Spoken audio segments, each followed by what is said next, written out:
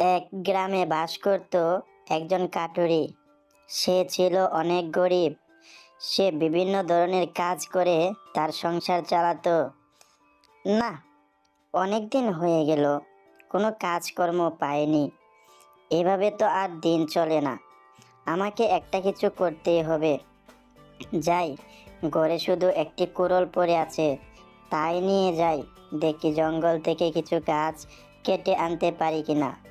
তা বাজারে বিক্রি করে কিছু খাবার যদি আনতে পারি।